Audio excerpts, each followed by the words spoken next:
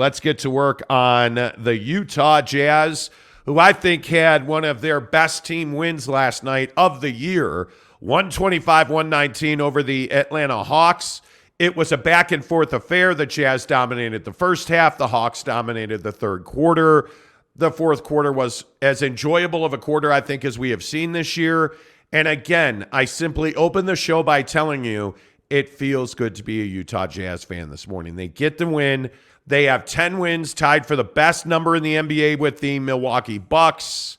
Jake, how good is this Utah Jazz team? Yeah, I mean, obviously they're right now they're one of the best teams in the league, if not the best team in the league, depending on what you look at. And yeah, I mean, I think they're definitely up there. I think that last night was a great example of their ability to be resilient and work through a game. I felt like obviously, like you just said, the Hawks kind of came out in the second half and were hot. They came out and were knocking shots down and got back into the game. And these two teams were going back and forth. And I felt like Lauri Markkanen was the guy that, so the Jazz kind of turned to for scoring. And I think because of the way Lauri plays, like I think you forget that he's a 7-footer, like the athletic ability that he possesses, is kind of crazy for his size. So when I look at Lauri, I look at, Jordan Clarkson last night, I felt like he had a couple of boneheaded shots, just bad shot selection. Overall played well, but I still didn't love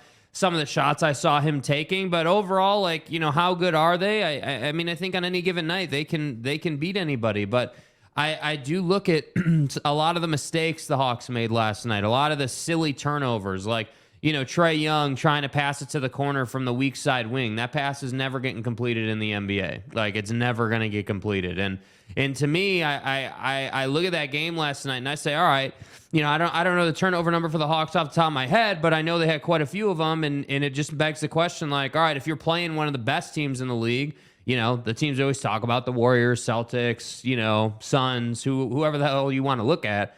They're not going to turn it over that much. And so my question is, when you get into one of those games with one of the best teams in the league, and they do value ball security and possession and really, protecting the ball and maximizing every possession, how does that game pan out for you? Because now I know that you can win a game against a good team like the Hawks. I know that you can do some things. So now I feel like the only question that remains is, what can you do against, the best teams in the league? How do you handle that? How do you adjust? So how good are they? I think they're probably a second-tier team right now where, you have that grouping of the best in the league, and then the Jazz are one level below. And if they show they can beat those teams, then I think you don't have a choice just based on record how they're playing to include them in that top group. Well, I think when you look at this team, one of the things that stands out is it is truly team ball.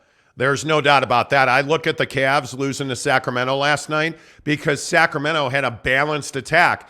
And I'm not saying the Cavs didn't play well. They did. I just think Sacramento was a better team. Why did the Atlanta Hawks lose to the Jazz last night? Because the Jazz got contributions across the board. I mean, obviously, you have to have your guy. And last night, I thought it was Lauri Markkanen, who, again, I think is their best player. He is their leader. I thought those threes he hit in the fourth quarter were just gigantic.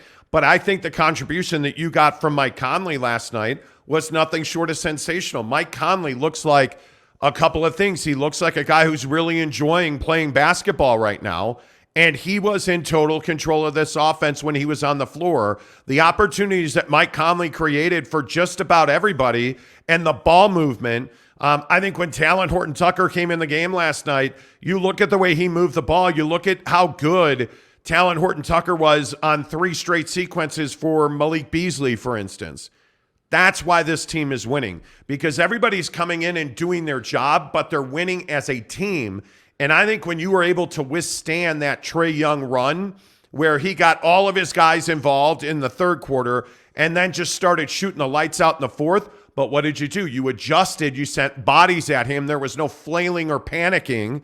There was actually systematic defense. Now, don't get me wrong. I'm not saying that the Jazz played good defense last night, but I think in the fourth quarter, Jake, I think they absolutely recovered as a team defensively, and I thought they actually looked really good. Yeah, and those are some of the things we're looking for. Those are those adjustments and that ability to rebound and sort of work through the times during every NBA game that we all know and love where the team you're playing goes on a run. I mean that's just how the league works. So to me, I think that the Utah Jazz are growing. Like that's what I think. I think they're staying committed to the team brand of basketball that's gotten them this far. But I also think they're growing. I think something interesting that happened last night was all the fouls that they got in the first quarter. Yes. Getting the Hawks, into the penalty early and really getting any team into the penalty early in any given quarter is going to pay huge dividends. Not only can you control the game more, it's going to change the way that they play defense, and it's probably going to get you much better looks than you would normally get because they can't take any risks defensively. So to me, I love the fact that they came out and they were looking to set the tone. Lauri Markkanen, you see all the different ways he can play the game. Like early in the game, he's literally just getting the ball and driving to the basket. And he's getting fouled, and he's being really intentional about making sure that he creates that contact, which I love to see. Late in the game, as you just said, making all those threes, he's clutch. There's no other way around it. If he doesn't make those threes, this game is a hell of a lot tighter. Those threes allowed them to pull away and really secure it. So I just love where the team's at. There's no other way to say it. They're just in a great spot. And by the way, how good was Walker Kessler last night? Yeah, the guy, that's what I'm saying. Walker Kessler is another guy that clearly has a lot of athleticism. I think, if I'm happy to say something outrageous. I think that he has the ability to hold on. I need to single you up. Here we go. Because Jake is going to go full outrageous. Go right ahead. What? Listen, man, I just want, when you're going to say something crazy like Walker Kessler is going to be better than Rudy Gobert. You weren't expecting this one. Because that's what this feels like to me. It's exactly what it is. Go ahead, say it. I'd rather have him than Rudy. You'd rather have Walker Kessler than Rudy Gobert. Yep, he costs a quarter on the dollar.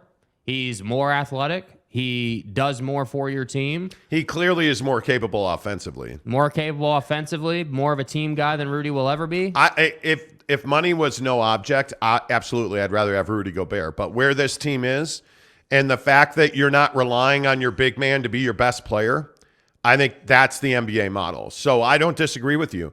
Walker Kessler's not better than Rudy Gobert. But would I rather have Walker Kessler? Yeah, I would. That's absolutely correct. And I think when you look at the way that this team plays, that 3-possession sequence where he got blocked a shot, and then ran the floor for the dunk, I just thought was sensational. And it's a little look into what Walker Kessler can be and what you expect him to be. And I think that, again, when we talk about David Fizdale being here and developing this Jazz roster, I think that matters. And I look at Lauri Markkanen, if you're going to allow him to shoot wide open threes, he's going to shoot 6 of 8 from 3 on you. He's going to score 32 points. 5 guys are going to be in double figures. And I got news for you. You're not going to beat the Jazz. If Malik Beasley's going to be that open, you're not going to beat the Jazz. If Walker Kessler is going to run the floor and defend the way he did, you're not going to beat the Jazz. If Vando's going to play the way he played, again, you're not going to get big numbers out of Jared Vanderbilt, but he is critically important to your defense. And I thought there were stretches there in the first and the fourth quarter where his long arms actually made it difficult for Atlanta to execute. And I also think Trae Young played hero ball. I also think you cannot be built around a center the way Atlanta at times was last night. That's just dumb. Mm-hmm. But you can see why they held on to John Collins. By the way, I don't know how many people noticed that, but John Collins had himself a hell of a night last night. Like he looked like a guy that was absolutely wanting and willing to win the game for them. And the shocking thing was Atlanta didn't put John Collins in position to affect the game in the fourth quarter. Yeah, I mean, and I don't know, I don't know, what Atlanta's strategy really is, because I didn't feel like there was a great, or not a great, but just a pointed strategy to expose the Jazz, to expose a weakness that maybe they had identified. And I love Trae Young, but I like what DeJounte Murray's bringing to this team a lot. I like the fact that he's physical. I like the fact that he causes a lot of problems in the paint, and he reads situations. And I feel like, obviously Trey had a big third quarter, but you almost, I guess, I almost expect Trey Young to be that 30-point-a-night guy like all the time for this team. And sometimes I feel like he disappears inside the game, like not even intentionally, not even that he's shying away from it. I just feel like there's not a real grip on the game for him as one of the best players in the game. And that to me is a lot of what I saw last night too. Like, and that's why I keep bringing up this point about like what happens when they play the Warriors coming up. I think that's in 2 weeks or whatever we were looking at yesterday. Like what happens when you play the teams that have those bona fide superstars in the league? Like, how does that pan out? I also think these 2 days off that you have before you head to Washington to take on the Wizards, I think these 2 days off are really important. I think that was 4 and 5 nights last night. Like, the Jazz have played a really compacted, busy schedule, and obviously everybody was off for Election Day on Tuesday. But, I mean, you need these 2 days to recover before you take the court in Washington. I would not have them on the floor today at all, like for shoot around nothing. Today would be a day off. If it were me, I'd practice tomorrow and then I'd play on Saturday. I mean, I just think this team needs to keep its legs. By the way, we have a poll running on our YouTube channel right now. Are the Utah Jazz the best team in the NBA? And after 60 votes, 70-30 say they are the best team in the NBA. Okay. I would not agree with that, but I think it's an interesting conversation. I think pretty clearly I'm going to say the Milwaukee Bucks. They're 10-1. And they are pretty remarkable. Are the Utah Jazz, and one of the things we'll do here coming up in 15 minutes is, are the Utah Jazz better than? Mm-hmm. They're not. Are they better than Milwaukee? I don't know that I can get on board with that. Yeah. I don't know that I can get on board with that. I don't think so. They're really good. I think they are the best team in the Western Conference here today, and not just because of their record. I just think the way they're playing, and the way that they are shooting the ball right now, they are arguably the best offensive team in the Western Conference right now. Yeah. And that's not, because this team's not playing well. They're arguably the best offensive team in the Western Conference. Yeah. So, and at times, I think Atlanta is an interesting matchup just because of how small they can play, but also how big they can play. I think at times they're one of the top 10 defensive teams in the entire league too. So it's just a matter of who's on the other end. Let's get your thoughts in here as we talk Utah Jazz basketball, presented by our good friends at TryDayTrading.com.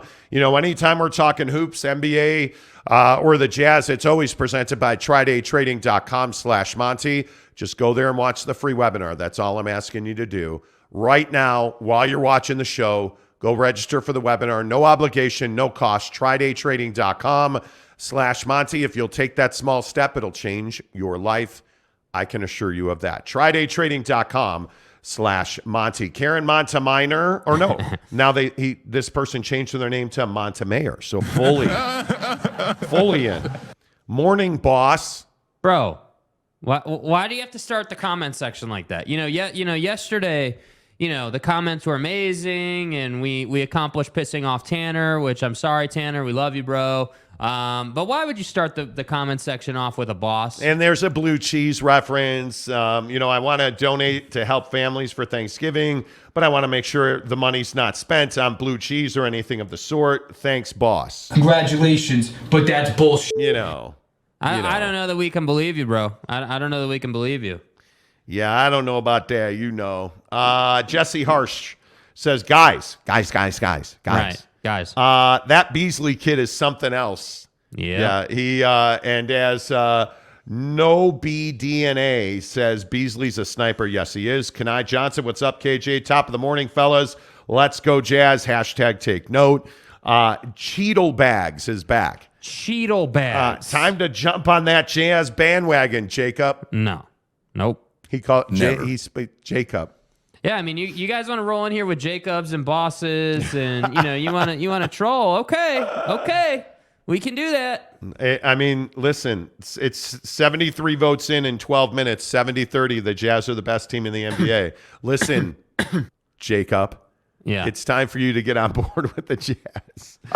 Scott Mansfield. Good morning, Scott. Whoa, feels like winning a road playoff game. It kind of did. Line of Kane and B12. Actually. Kurt Meyer says, morning, Snow Bunnies. Hey. Yeah, we're off tomorrow. We're headed to Mammoth after the show today, which is great. Cannot wait. Mammoth is buried in snow, so we'll make the 8-hour trek out west, gain an extra hour of sleep. It's going to be amazing. But one thing we will not have on this trip, by the way, is Jack in the Box, because there is no Jack in the Box between here and when you go out through Nevada, there is no Jack in the Box between here and Mammoth. It's ridiculous. It's a joke. It's absolutely Terrible. ridiculous. Ilert Kinnick, my guy, what's up? If they win the next 2 road games, I'm a believer. Okay, well, I mean, if you look at the Jazz, I mean, obviously, we know that they are going to play in Washington on Saturday. And then they flip around and go to Philly on Sunday, back-to-back Washington and Philly. Yeah, that's tough. That's a tough turnaround. I think you're going to split that because I don't see that you're going to go back-to-back and beat Philly.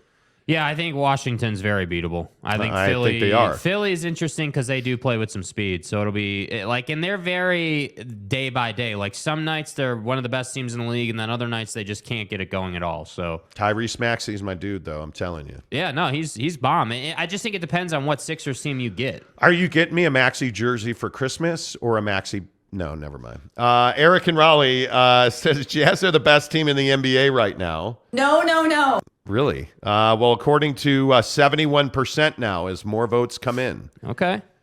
71% now say yes, the Jazz are the best team in the NBA. But we haven't counted the mail-in ballots yet, so That's let's right. give it some time. Or okay? any of our listeners from Nevada, you haven't been counted yet. Right. Cody Strickland says, good morning. What's up, Cody? Derek says, my goodness, what an awesome game. Yeah. It was really enjoyable to watch. Even Mrs. Monty got into it a little bit. Really? Yes. Mrs. Monty got into it a little bit. That Euro to a left-hand layup by Markkanen. Dude. Ridiculous. Good Lord. Yeah. Not the MSM. No, not the MSM. Okay. Not the MSM.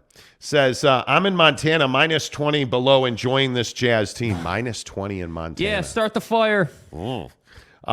Stay warm. John Jackson, JJ, what's up? Jazz fans are excited about the wins, but is the front office? Yeah, I think they are. This goes back to that question about tanking, not tanking. Do you want to tank? Are we tanking your mom? No. The answer is no all the way around. I don't know what your mom's got to do with this. No. Leave it out of your mom. That's right, the Dave. point is there's no tanking. Thank you. There's no tanking. I just don't think the Jazz were ever in the tanking. Fash Moog. Warriors is not going right now. LOL. They are not. B. Skrills says, salute to the Jazz. I'm disappointed at my Cavaliers. So you're on the team. Well, no, he just owns the team. There's a big difference. Sometimes I think I just say shit. My Cavaliers, I'm disappointed at my Cavaliers for falling to the thirsty Sacramento Kings. Right. Well, the Sacramento Kings, I thought, actually played good ball. Because I don't have a life and I'm a loser, I watched some of that game. And again, I will just say that Harrison Barnes can still play in this league. Yep. Somebody forgot to tell him he's old and washed up. Harry can still play. I think the Domantas Sabonis trade makes them competitive every single night because I think he's very good. But by the way, my guy, Donnie MVP. Donnie. Hey, Donnie. Hey, Don. 38 points, 6 of 14 from 3. But you know why they lost? How many free throws did he shoot last night? Donnie, please. How about 0? Donnie, you're out of your element. When's the last time you didn't see Don go up to the free throw line and be like, So you have no frame of reference here, Donnie. He didn't shoot a single free throw last night. They only shot 20 as a team. Yeah, that's not good enough. The Kings shot 35 and went 30 of 35. That's the difference in the game. Kings are good. Kings are not good. Kings are competitive. Yeah. They make it very difficult. I will tell you that. No BDNA says Hawks had like 19 more field goal attempts. Well, they also out-rebounded the Jazz for a couple of stretches there in the third quarter. Yeah. When you give teams like Atlanta second opportunities, it's a recipe to lose games. Yeah. I mean, it is. Absolutely. Jazz took 94 shots. The Atlanta Hawks took 109. I mean, you can't give up that many. I mean, and if you look at the total rebound numbers, it was 54-47 for Atlanta. That's what I mean. So look at the turnovers for Atlanta. 11 to 20 for the Jazz. Yeah. They only had 11. So they were more, but this is my point though. Yeah. When you look at the 3-point numbers, the Jazz shot 17 of 39. The Atlanta Hawks were 8 of 28. You're not going to win in this league shooting, only making 8. The Utah Jazz hit 9 more threes. That's 27 points if you don't want to take your shoes off. Yeah. That's 27 more points. And lost by 6. Yeah, and they shot 43% from 3. It's what I said last year, but just different. If they're going to shoot 40% from 3, the Jazz are very rarely going to lose. Yeah. They're very rarely going to lose. Cheeto Bag says, Jazz winning with team ball. Cavs lost with Don playing hero ball last night. He didn't play hero ball, though. He did not play. I'm telling you, I watched a good part of that game. It was a weird feel, like he just wasn't aggressive to the basket. Mm-hmm. It was a weird feel last night. And the other guy I think that was not very good last night was Kevin Love. Kevin Love, what I saw of him anyways, he was not aggressive. This looked like a game where they were just not there. They weren't checked out. They just, you know how you have those nights where you're running in quicksand. Yeah. That's what it felt like. Having said that, Don had 38, LeVert had 21, Jared Allen had 21, Mobley had 16, and they lost. They scored 120 points, and they lost. Yeah, dude. Which is pretty flippin' rare. Yeah. And Don didn't shoot a free throw. Donnie. 111 votes, 66-34 say the Jazz are the top team in the Mail-in NBA. ballots are coming in now. Yeah, they are. It feels like, Arizona is starting to get those early voters in. Hiller Connect said, in your hearts, you know that the Bucks are the best team in the league right now. Oh, yeah, I don't think there's any doubt. For sure. There's no doubt about that. Let's see. Tyson Nordgren says, vote yes, you cowards. I love the Settle this right yeah, now. cowards is one of the best words ever. I love it. If you're like, you're such a coward. I love that word. I do. I absolutely love that word. Austie, what's up? Stop making excuses for all those so-called good teams that continue beating all the best teams on the road. You win on the road, you're going to win. Like, look at my Utah Grizzlies last night. Mm-hmm. Connor McDonald gets the game-winning goal in overtime. Grizzlies win in Allen, Texas. Good teams win on the road. Yeah. You can watch all the Grizzlies hockey action on YouTube. Just do me a favor and go subscribe to the Utah Grizzlies YouTube channel. You will not be disappointed. Be Skrills. Not only that the Cavs lost, but turning the damn ball over and not playing no defense. Well, defense, yeah. Anyway, Squirrels also says Donovan got a point that Sacramento crowd is hype all the time, no matter what their record is. They are. It's when I worked in Sacramento for a lot of years, and that is one of the best fan bases in the NBA. Yes, absolutely. Cody Strickland says no one likes to talk about this Jizz team. Jizz. Tune in and listen every weekday morning. The Monty Show, the only damn place to listen for jazz news. Exactly right. Yeah. Exactly right. Listened to the radio for a half hour yesterday. Anyone talking about the Jazz? That was crazy. We were driving home yesterday after a pretty long day at work, frankly. We were driving home yesterday. It's 4:30 in the afternoon and nobody is talking Jazz. I'm going to say this again. Like 4 to 4:30, not one mention of the Jazz. Radio in this town's broke. Josh Lovren says Jazz played good enough defense last night. Good enough. White Falcon 44. The White Falcon. Just puts a bunch of deer emojis up there. Okay. Yeah. Okay. Okay.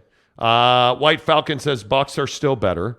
Austie says Mike Conley is kind of a big deal. He has many leather-bound books, and his apartment smells of rich mahogany.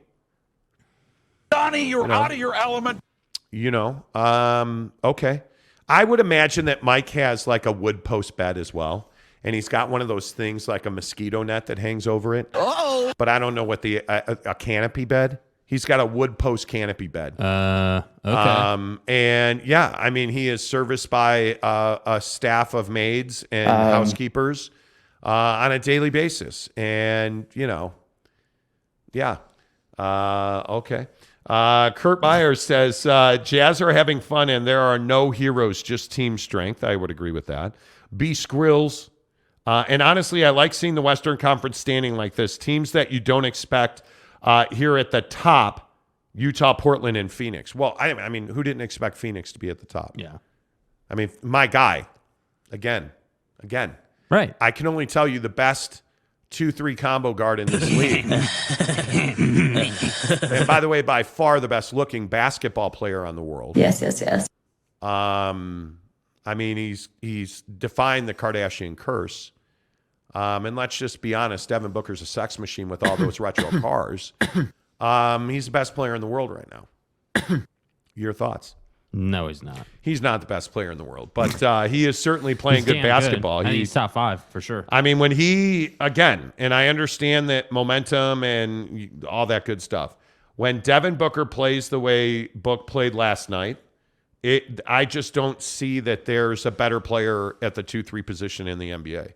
5 of 7 from 3, 32 points, 10 assists, 4 boards, 2 steals, 1 turnover. Any questions? I mean, he's starting to, in my opinion, he's starting to play that way pretty regularly. I'm for real. And if he's going to average 26 to 28 points and he's going to make 38 to 40% of his threes, you're screwed. I mean, the guy is, I'm telling you, and I know that we've argued about this for days. Donovan Mitchell and Devin Booker is absolutely a comparison, and it's close. Yeah. Devin Booker's a better player. Agreed. He's a better player, and I think... Y'all feel me? I still maintain that Donovan Mitchell, if it ended today, should be in the MVP conversation, as should Lauri Markkanen.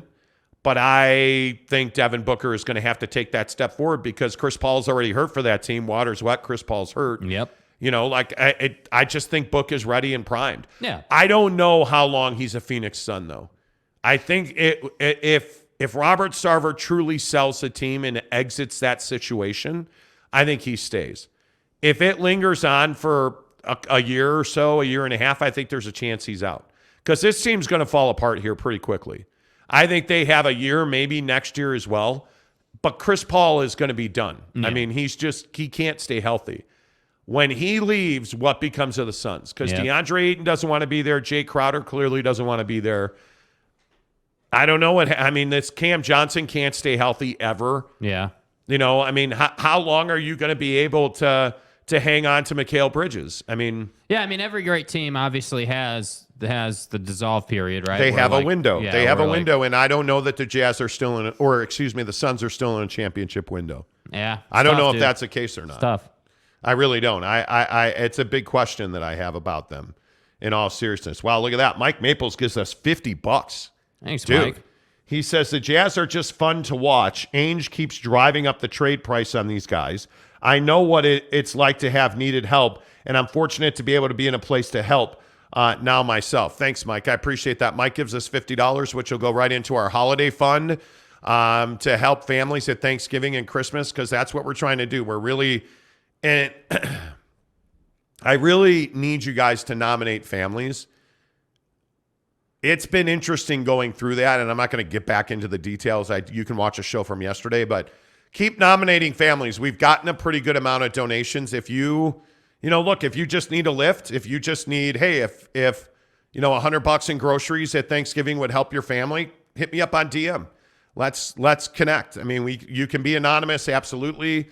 But we love giving back because you guys have really, the numbers on this show right now are incredible. Thanks. It really is incredible. And, we ask you every day to give back by going to people like TryDayTrading.com, going to people like Barbecue Pit Stop, Quick Quack Car Wash. But the best way to give back is to put money in people's pockets at the holidays because that's where they need it. So any donation you make through the tip function on the show through the end of the year will go directly to helping Utah families at the holiday season. So if you need help, if groceries at Thanksgiving or Christmas, or, if you know a kid that, somebody DM me about a kid that lost his dad, happy to help, and let us know. DM The Monty Show, MONTY The Monty Show, and we will absolutely give that money right back to the community. Thanks, Mike Maples. Appreciate you very much. Wahalo says, greetings from Finland. So, dude. Wow, the finisher has some fans on the show. Yeah. See, that's the Lauri Markkanen. Because he's Finnish, right? The finisher. Right, and he's finisher, and he's a Finnish guy, and it's Finland. He says, 3 a.m. Jazz games don't allow much sleep, but the hype is real. Darn right. Darn right. Let me ask you this, Wahalo, are you only watching the Jazz because of Lauri Markkanen? I'm curious about that. Anthony Cornell, this team really shows how predictable we were Last year, yeah. That's absolutely right. Yeah. That is absolutely right. I agree with that. Eric and Raleigh, the Jazz radio play-by-play guy has a voice like sandpaper. It's so bad. You don't like David Locke. The guy's name is David Locke. Ron Boone, the legend. Ron Boone. Booner. I don't mind David Locke. I can take – David's that guy. He's no different than Colin Cowherd or Jim Rome.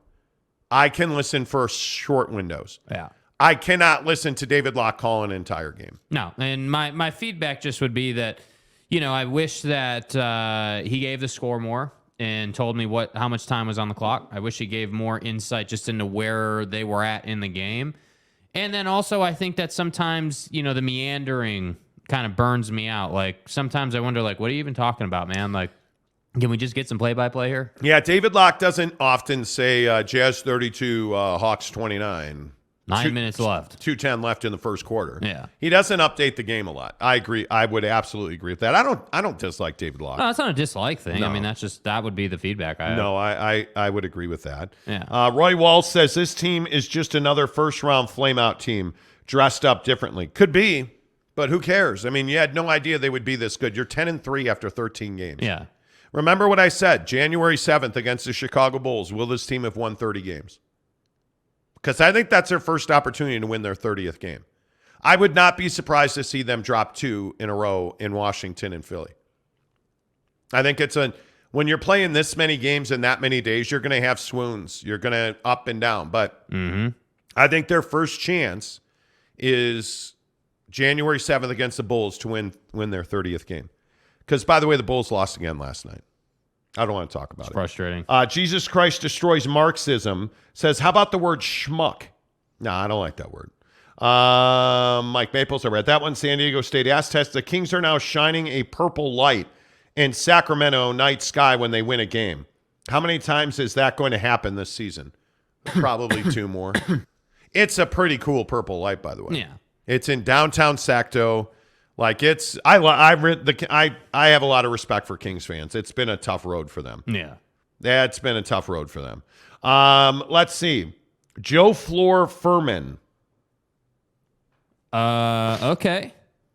Joe Floor Furman. Who the f*** is that guy?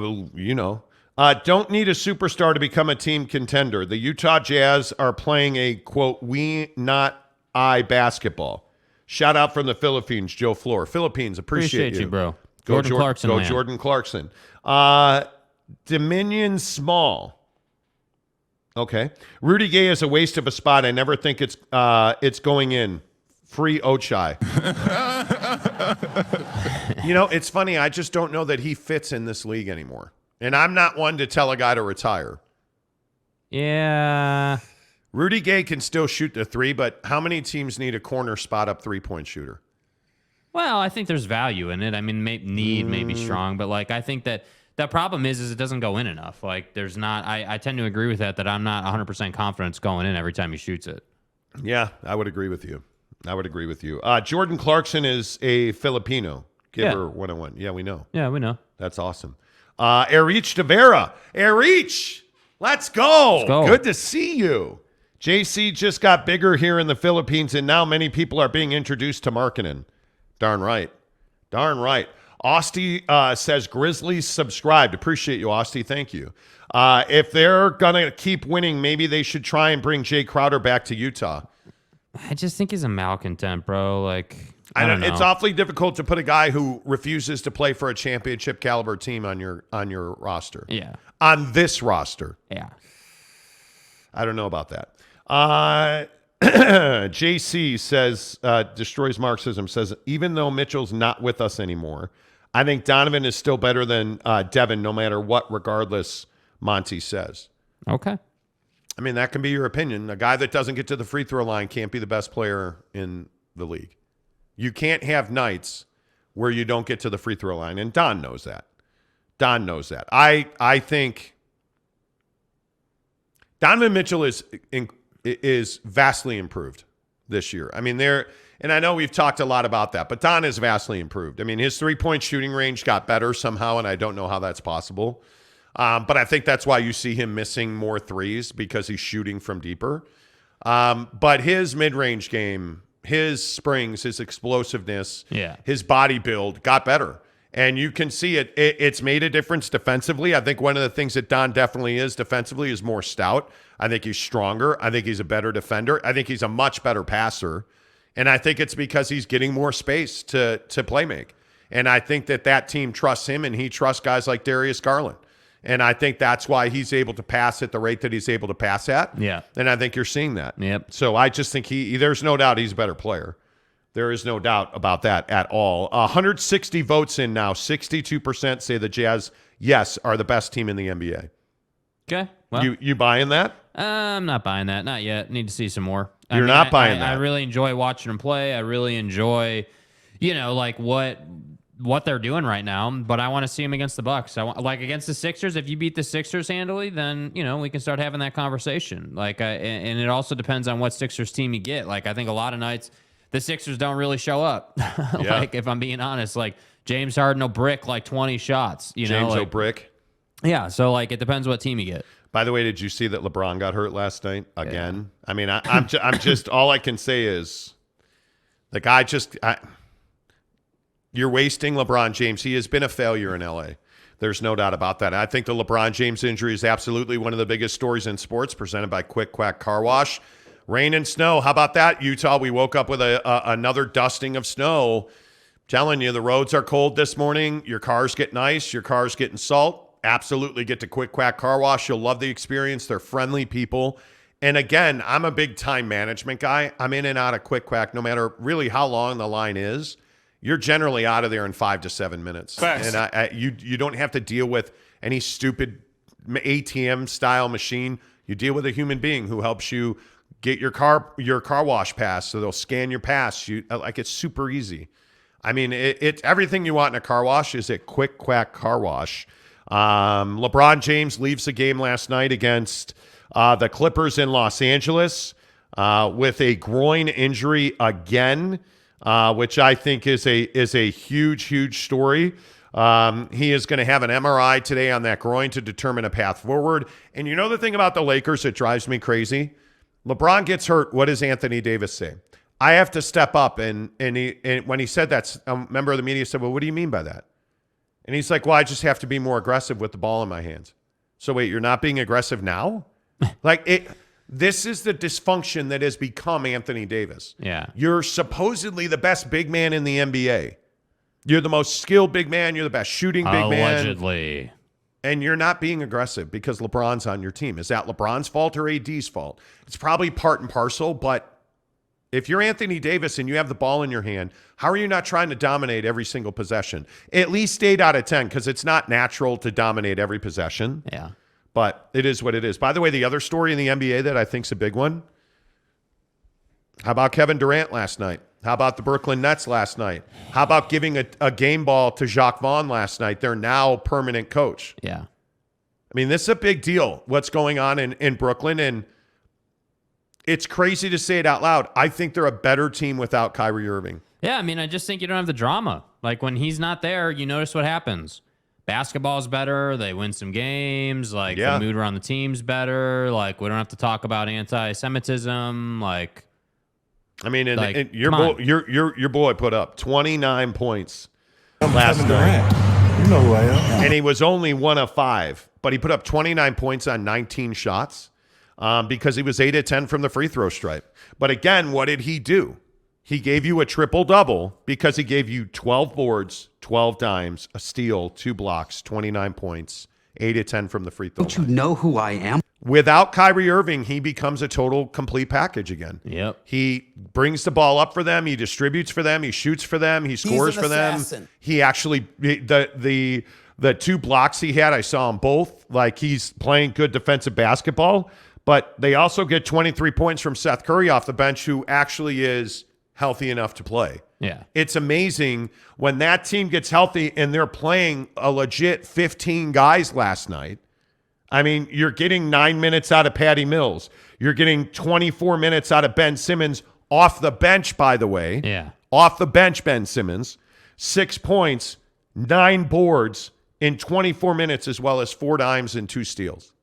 That's who the Brooklyn Nets are. And when they play that way, and again, I'm not saying the Knicks are world beaters, and I understand the New York Knicks are an incredibly flawed team. I totally get that. But if the Brooklyn Nets are going to play like that, they're going to win the Eastern Conference. They are. And this is the conundrum, I guess is the right word, that the Nets find themselves in. Why have you not cut Kyrie Irving yet? You're better without him. Where's the loyalty come from? What has he done for you? I don't know. I think that they have botched this Kyrie situation so badly. You've asked him, in my opinion, to do far too much to get back. I think that there's a double standard here. Now, is anti-Semitism in any way, shape, or form acceptable? Clearly it's not. I'm not saying it is. But you have to apply some level set to him. And I don't think they did that. To ask him the money thing, But I don't think they want him back. I don't know that they do, but I think, and this goes, Jay Williams, if you follow me on Instagram and Twitter, I tweeted this Jay Williams video, and he said exactly what I said on the show the other day when this came out. You can't hold Kyrie Irving to some astronomical standard and think that people are going to be okay with that. And when you are talking about racism and inequality, there has to be a level across the board, because whether you're a racist and a misogynist, which means you hate women, or an anti-Semite, which means that you're, spreading anti-Semitism, anti-Jewish rhetoric, which Kyrie did. You're no different than a guy that's in the Klan. You're no different than a guy that, like whatever racist organization you want to point to, the racist and the anti-Semite are exactly the same person. Yeah. So you should punish them equally. When's the last time somebody, pick your racist incident? When's the last time they had to donate money, meet with community groups, it's over the top in my opinion. Cut him. You should have cut him. If you don't want to cut him, try and trade him. You can't bring him back in that locker room in my opinion. You can't. Agreed. I just think the Brooklyn Nets are better without him. Football at 50 in 5 minutes. Let's get back to your thoughts on the NBA. By the way, I know that we have a ton of NBA fans in the show this morning. Who's your team and what do you want to talk about with it? I'm telling you right now, I'm a Chicago Bulls fan. Yeah. And I point to this team and losing to New Orleans because you could not figure out how to defend Zion Williamson last night is inexplicable to me. And again, I just ask, you can't have Patrick Williams. We are not trading Patrick Williams. Patrick Williams last night in a matchup where he should do well. 7 points, 3 of 7 from the floor in 26 minutes. 4 rebounds. I am not trading. No, I will not. Yes. So that's how it's going to be. Yeah, you should trade Patrick. You should have traded him. Io DeSumo, don't trade him. But I look at this team last night, Zach, and I don't hate Zach LaVine. I want to make sure people understand this. I'm a diehard Bulls fan. Yeah. I don't hate Zach LaVine. I hate his knee. And the guy just in a pretty big game, he only gives you 23 points. DeMar DeRozan, 33 points, 14 to 26. By the way, he does that on 0 of 2 3-point shooting, and he had a poster. Yeah, my guy DeMar caught a body last night. Yeah. You look at Zion Williamson, 31 minutes, 6 of 11 from the floor, 19 points, 7 of 8 from the free throw line, 5 rebounds. And he arguably beat you. Now, I'll also say Herb Jones defended out his air. Yeah. Herb Jones is a good player. Yeah, I mean, the Pelicans have ways to make your life difficult, And so if you're not going to be disciplined, you're probably going to lose to them. Yeah. Yeah. Anyway, Ed Kiley says, Anthony Davis has always been a lazy player. In the mold of a Rashid. Rashid was my guy. Savage. Rashid Wallace. Savage, bro. Andrew Bynum, Derek Coleman, Joe Barry Carroll. Derek Coleman was not a lazy player. Derek Coleman was not a lazy player. But I don't disagree that Anthony Davis, I don't know. Lazy is a very nasty word. Yeah. Aggressive in nature is what's lacking. Yeah. All those guys were Half of not the aggressive street by clothes nature. Davis. Yeah. But they were all finesse players. Sam Perkins, the same. Right? You remember Big Smooth? Like, those guys were just not aggressive by nature. But those guys are also being phased out of the game. So I'm not saying you're wrong. Yeah. Let's see. Joe Floor Furman says, what's going on with the Utah Jazz? They did really fool NBA organizations. Well, they're playing good basketball. Yeah. Zesty's Retro in Game says, guys, Rock Chalk Jayhawk. Hey, guys. Dude. Rock Chalk Jayhawk. I think Kentucky's guys. probably the better basketball team this year. But what the Jayhawks have done, the Kansas Jayhawks have done. Kansas and Kentucky on the same floor. Well, it's going to happen, you know. Court McMullen says Nets are a KD injury away from the VW sweepstakes. You're not wrong. I mean, but that's what they've been the last several years, right? Like, that's what you saw last year. You saw, hey, you got all these injuries, and it's Kevin Durant and everyone else, you know? Yeah. Like, so if he gets hurt, you're done. Yep.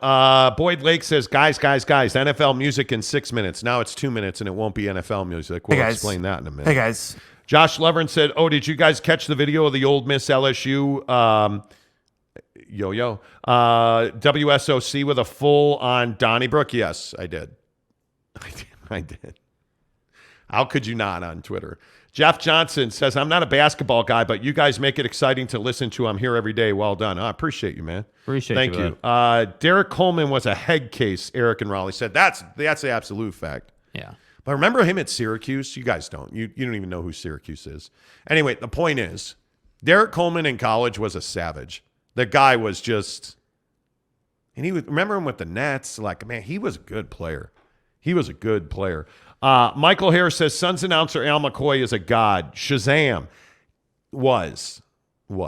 But again, the golden era, like Hot Rod Hundley, I miss Hot Rod every day. Yeah, the golden era of sports announcers over. You know, I was really lucky. Many of you don't know my career, nor should you. But I actually worked for the Lakers during the Shaq and Kobe heyday. And my job at that time was not full-time as an on-air talent. I produced the Laker line with Chick Hearn. So I got to sit next to Chick Hearn for a lot of basketball games. Right when Staples Center opened, right when Kobe and Shaq were good, when they beat Rasheed Wallace. It's not Wallace, it's Wallace. And Scottie Pippen and the Blazers in the Western Conference Final. Like, Chick Hearn, I mean, obviously Vince Scully, Harry Carey, like that generation of guys, you miss those guys. Yeah. You miss those guys. You miss the Brennemans of the world. You miss the Bucks of the world. Yeah. Like, it's a different day. Eric and Raleigh says, hard disagree, Jake. John Miller and Dave Fleming in San Francisco are still broadcasting. Well, yeah. I think Dave Fleming is one of the most underrated commodities in all of play-by-play.